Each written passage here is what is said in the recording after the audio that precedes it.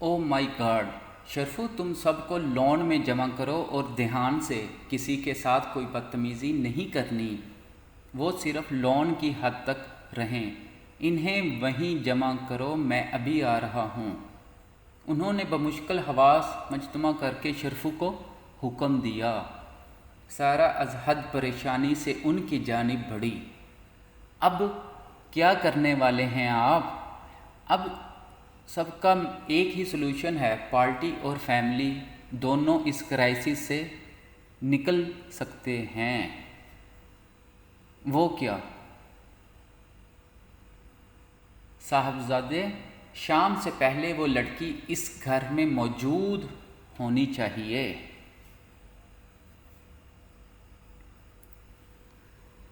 Hall میں موجود تینوں افراد نے جھٹکا کھا کر ان کی جانب دیکھا۔ کیا مطلب ہے آپ کا؟ اس کا یہاں پہ کیا کام ہے؟ میں ہرگز اسے اس گھر میں آنے نہیں دوں گی۔ کسی صورت وہ یہاں قدم نہیں رکھے گی۔ پلیز سارا بی بی سائلنٹ، میں اس وقت بہت غصے میں ہوں، یہ نہ ہو سارا غصہ آپ پر اتر جائے۔ وہ لڑکی اس گھر میں آئے گی، اس کے علاوہ کوئی حل نہیں ہے۔ آپ کیا چاہتی ہیں؟ کل کو اس کے 2 بچوں کی خبر بھی آپ کو میڈیا کے ذریعے ملے۔ ایک بار سب نارمل ہو جائے پھر جو چاہے کرتی رہنا، لیکن ابھی میری سنیں۔ مجھے اس چیز کو فوری کور کرنا ہے۔ کچھ گھنٹوں بعد کیا ہوگا اس کا مجھے علم ہے۔ سب کچھ ختم ہو جائے گا۔ میں فوری طور پہ اس سب کو ہینڈل کرنا چاہتا ہوں۔ ان کی بات سن کر سارا خاموش ہو گئی۔ اور تم ایک بات میری کان کھول کر سن لو، شام سے پہلے وہ لڑکی یہاں موجود ہو۔ اب کی بار گڑبڑ ہوئی تو سیدھا گردن اتار کے ہاتھ میں پکڑا دوں گا۔ مگر اس نے کیا کرنا ہے یہاں آ کے؟ تو تم کیا چاہتے ہو؟ یہ خبر بھی اب میڈیا پہ آ جائے کہ وہ گھر میں موجود نہیں ہے، تاکہ اپنی بچی کچی عزت کو مٹی میں ملا دوں۔ ابھی کہ ابھی میں اس سب کو فکس کر لوں گا۔ ہمیشہ کی طرح ایک بار پھر تمہاری پھیلائی ہوئی مصیبت سے مجھے ہی نمٹنا ہے۔ پتہ نہیں کب میری زندگی میں سکون آئے گا۔ اب بت بنے کیوں کھڑے ہو؟ چلو باہر میرے ساتھ، اور اگر میڈیا کے سامنے کوئی فضول بکواس کی تو وہیں بھون دوں گا، کسی غلط فہمی میں مت رہنا۔ سارا فوراً اسے تمام دروازے کھڑکیاں بند کروائیں۔ شرفو، تم ہال کے دروازے کے باہر رہو، کوئی بھی رپورٹر گھر کے اندر نہیں آنا چاہیے۔ دروازے سے باہر نکلتے ہوئے ان کا دماغ تیزی سے وہ جملے سوچ رہا تھا جو کچھ منٹوں بعد انہیں میڈیا کے سامنے کہنے تھے۔ جیسے ہی انہوں نے لان میں قدم رکھا، رپورٹر کے تابڑ توڑ سوالات برس پڑے۔ سر، کیا واقعی آپ کے بیٹے نے خفیہ نکاح کر لیا ہے؟ اس نکاح کو اتنی دیر خفیہ کیوں رکھا گیا؟ کیا آپ کو اس بارے میں علم تھا یا آپ بھی بے خبر تھے؟ اپنے مخالفین کے دیے جانے والے بیانات کے بارے میں آپ کیا کہیں گے؟ کیا دائم طلال کی بیوی واقعی ایک طوائف زادی ہے؟ دائم نے بڑی مشکل سے اپنے اندر اٹھتے ابال پہ قابو پایا۔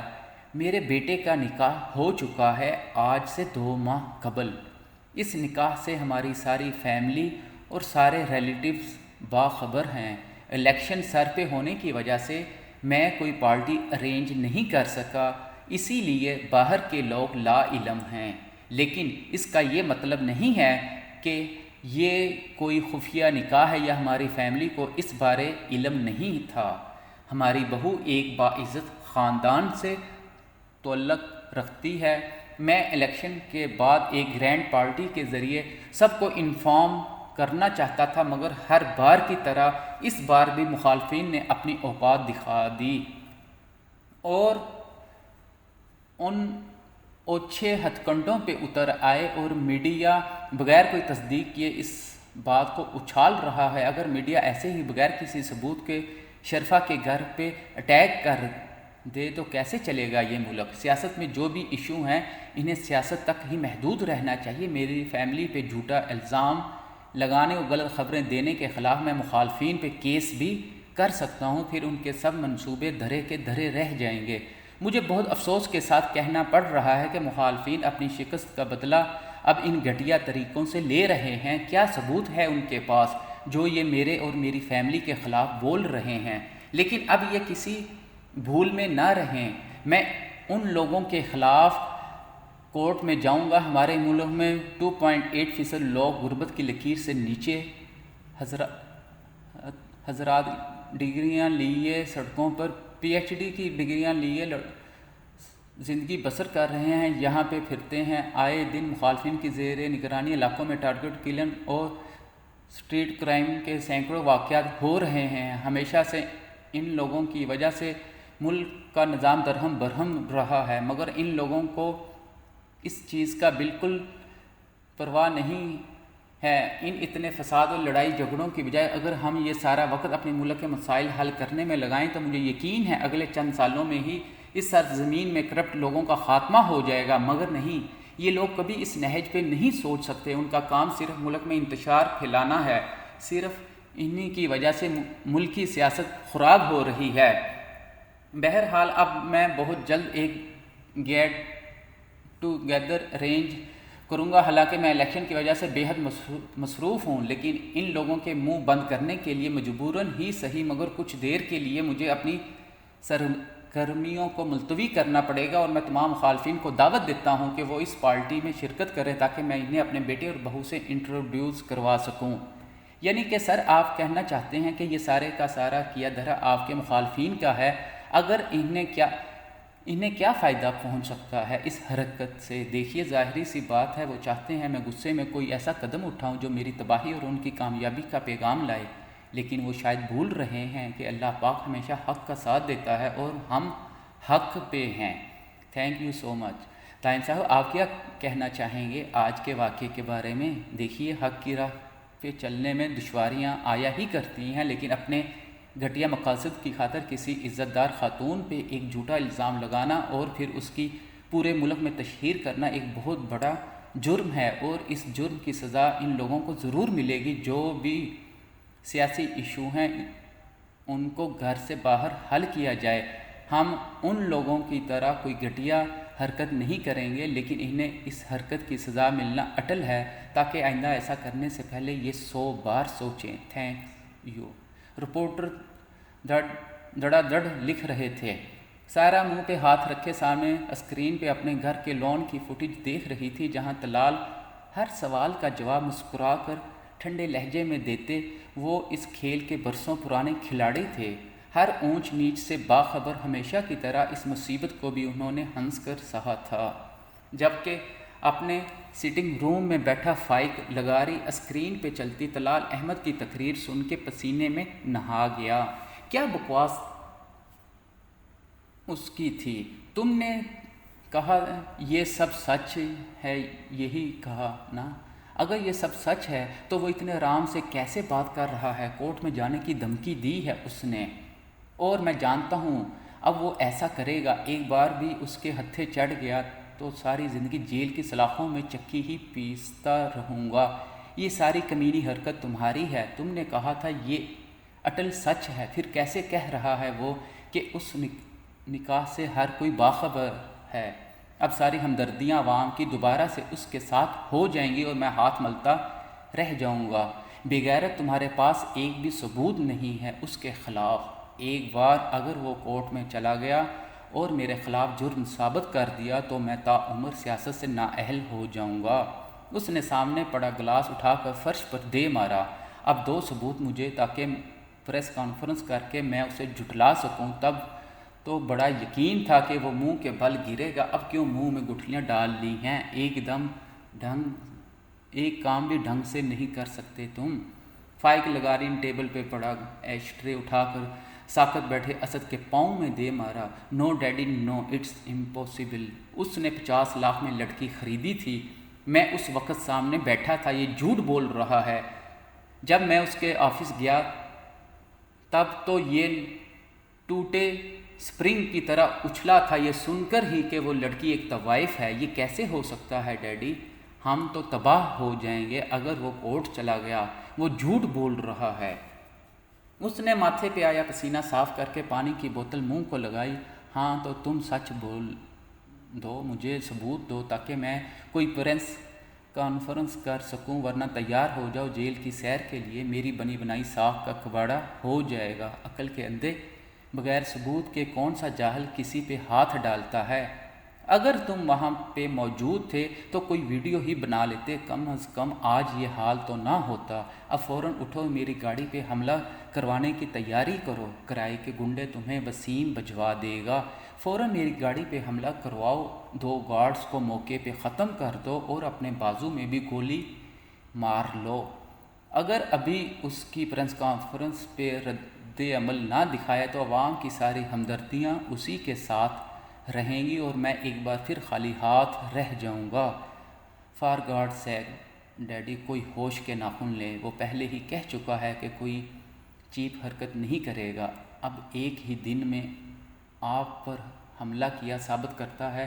کسی کی ندامت آنے سے پہلے ہی اس نے دوسری کانفرنس کر دینی ہے کہ میں تو اپنے بیٹے کے ولیمے کی تیاری میں مصروف تھا، کیا آئے گا آپ کے ہاتھ؟ کچھ حقیقت پسندی سے سوچیں۔ اب یہ مت کہہ دیجیے گا کہ میں اس نائکا کو گواہی کے طور پہ پیش کروں کہ واقعی دائم طلال نے وہاں سے لڑکی خریدی تھی۔ اگر وہ محجبین ایک بار آ گئی نا میڈیا پہ تو صرف ایک ہی نہیں، سارے سیاستدانوں کے چہرے بے نقاب ہو جانے ہیں، کیونکہ وہاں پہ جتنے لوگ جاتے ہیں 70% کا تعلق سیاست سے ہی ہوتا ہے۔ میرا یہی مشورہ ہے، آپ پریس کانفرنس کریں اور اس سے معذرت کر لیں، پارٹی بھی بچ جائے گی اور سیٹ بھی ضائع نہیں ہوگی۔ اسد لغاری نے ہر پہلو باپ کے سامنے رکھ کر انہیں کسی اور نہج پہ سوچنے پر مجبور کر دیا۔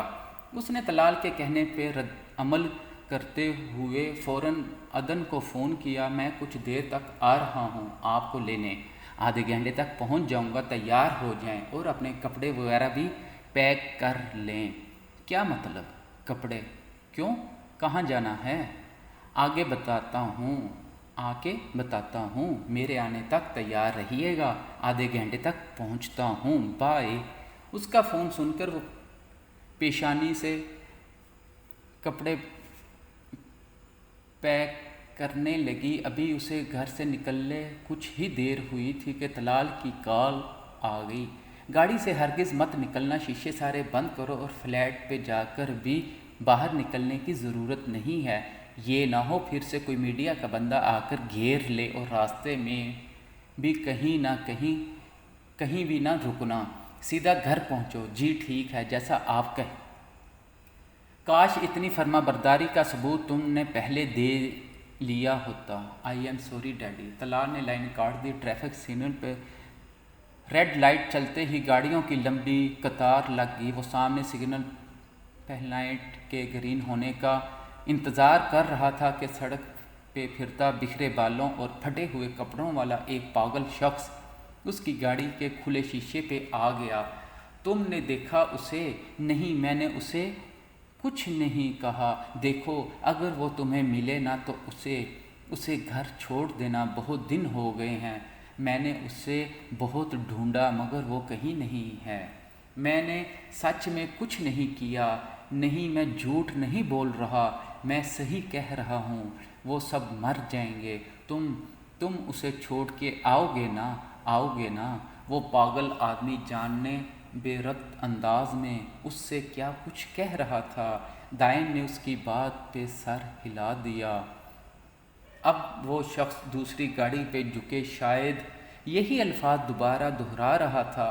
پتہ نہیں کیا پرابلم ہوئی ہوگی، اتنا ینگ ہے اور اس حالت میں۔ تعصب سے اسے دیکھتے ہوئے سگنل گرین ہونے پر اس نے گاڑی آگے بڑھا دی۔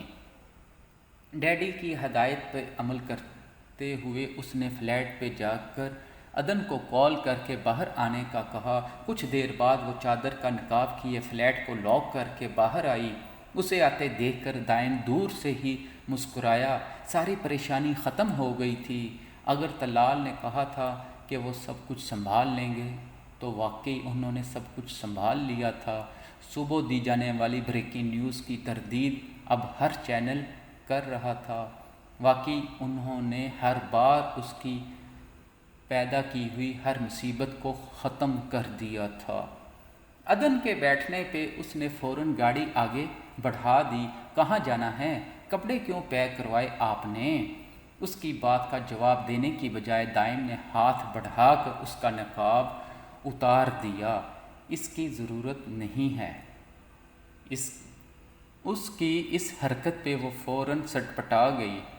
آپ بتا کیوں نہیں رہے؟ کہاں جا رہے ہیں ہم؟ دنیا دی اس نکرے جتھے بندہ نہ بندے دی ذات ہووے۔ اس کی پریشانی کے برعکس وہ شوخ لہجے میں گنگنایا، آپ 2 منٹ کے لیے سیریس ہو سکتے ہیں؟ Okay, I am serious. اب پوچھیں، کیا پوچھنا ہے؟ کہاں جا رہے ہیں ہم؟ یار ابھی تو بتایا ہے، اب پھر بتاؤں کیا؟ اچھا ناراض نہیں ہو، ایکچولی آپ کے سسر صاحب کا آرڈر ہے شام سے پہلے بہو گھر میں موجود ہو، اور میں ہمیشہ کی طرح ان کے حکم پہ سر جھکانے والا فوراً سے پہلے آپ کو لینے آ گیا۔ بس اتنی سی بات ہے۔ کیا کہہ رہے ہیں آپ؟ نہیں، میں وہاں ہرگز نہیں جاؤں گی۔ آپ واپس چھوڑ کے آئیں مجھے، میں نے نہیں جانا وہاں پہ۔ طلال پہلی بار جس طرح فلیٹ پہ آ کر گرجے تھے، اب تک تو وہ ہی نہیں بھولتا تھا۔ اب وہاں جانے کا سن کر تو روح فنا ہو گئی۔ کچھ نہیں ہوگا، ڈونٹ وری، ڈیڈی نے خود کہا ہے آپ کو لانے کے لیے۔ اب یہ تھوڑی ہوگا کہ گھر پہنچنے پہ وہ ہمیں کان سے پکڑ کر باہر نکال دیں۔ ویسے ہی کافی عزت افزائی کروا کے آیا ہوں، امید ہے اب تک ان کا غصہ ٹھنڈا ہو گیا ہوگا۔ مگر ایک دم سے کیوں کہا انہوں نے؟ شاید ہمارا ولیمہ کرنا چاہتے ہوں، اس نے مسکراتے ہوئے جواب دیا۔ وہ اسے یہ نہیں بتا سکتا تھا کہ آج میڈیا نے کچھ دکھایا ہے، ورنہ گھر کی بجائے ہاسپٹل جانا پڑ جاتا۔ اچھا، اب اتنی پریشان مت ہوں، کچھ نہیں ہوگا، ٹھہریں، میں اسٹریوں پہ کچھ لگا دیتا ہوں۔ عدن نے خفا نظروں سے اسے دیکھا۔